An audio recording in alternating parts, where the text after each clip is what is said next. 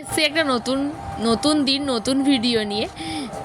দিনটা শুরু হয়েছিল ব্রাশ করা চা খাওয়া থেকে।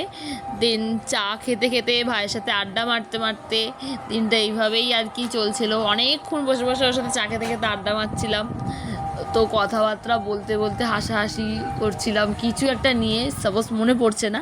দেন আমার সকালে মর্নিংয়ে পড়াতে যাওয়া ছিল, তো রেডি হয়ে নিয়েছিলাম। রেডি হয়ে ছাদে গিয়ে দেখি কী সুন্দর ফুল ফুটেছে।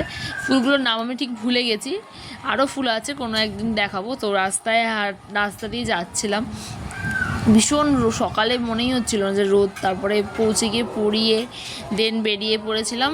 বেরোনোর পর আরও সে ভীষণ রোদ, আমার অবস্থা ভীষণই খারাপ হয়ে গেছিলো। মানে বাড়ি এসে আর আমি সেকেন্ড ওয়েট করিনি, আমি বাথরুমে ঢুকে পড়েছি।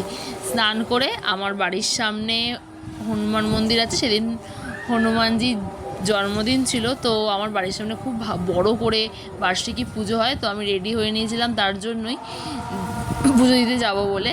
তো খুব সিম্পলভাবে রেডি হয়েছিলাম। এইখানে মিষ্টি আর ধূপকাঠি মোমবাতি নিয়ে আমি মন্দিরে পৌঁছে গেছিলাম। এই যে আমার ভাইয়ের পরীক্ষা ছিল, তাই হয়তো খুব মন দিয়ে ভগবানকে ডাকছিল ও যাতে ওর পরীক্ষা খুব ভালো হয়। দেন আমি একটুখানি ঠাকুরকে আরতি করলাম, জানি না কি বলেছিলাম ভুলে গেছি। তখনও ঠাকুরের কিছুই হয়নি। তো এখানে যজ্ঞের জন্য বেদি সাজানো হয়েছে, খুব সুন্দর করে বেদি সাজানো হয়েছে।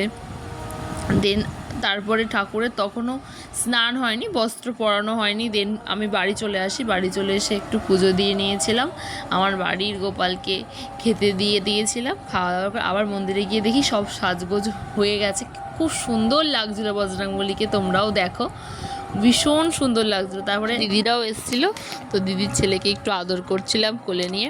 তো তারপরে এখানে যজ্ঞ শুরু হয়েছিল, খুব সুন্দর পুজো হয়েছিল।